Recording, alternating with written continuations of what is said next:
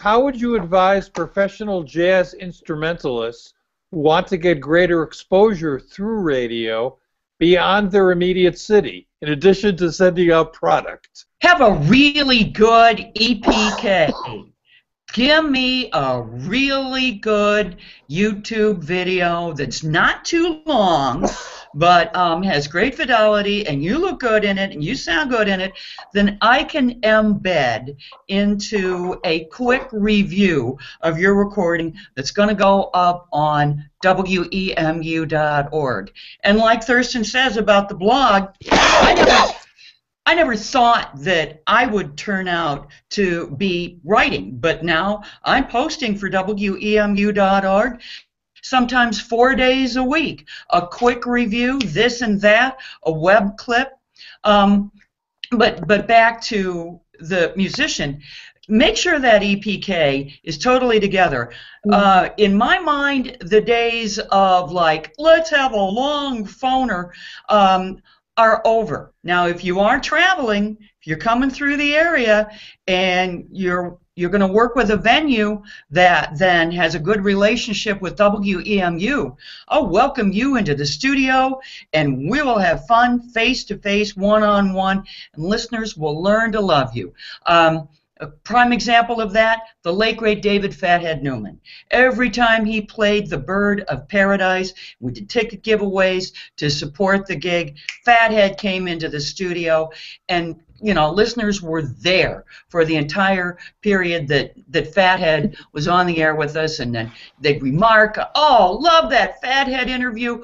Oh man, do more of that." So if you're coming through the area and you're touring, we'll put you on the air. But I think the days of the long-form phoner and like, oh, here's your new CD, I think it's over. The web is the way to go on that. Let me jump in here for a second, Brett. I'm sorry. Centralize in some way or another your interviews. You know, if Miles Davis came back to Earth today and went on the radio, how many people will hear it and how many people won't? My point, promote that, schedule it. Don't say, oh, they just called me this morning, I'm going to put them on the radio. All the interviews are scheduled at a specific time so that you can market those interviews and so that they're there. BGO stopped doing phoner interviews. I don't know. I was there 23 years, Lydia, and I don't know that it was happening then. You know, it's engaged. If it happens that an announcer sees that it's puckering out, you know, and it's an hour and it's music and talk, then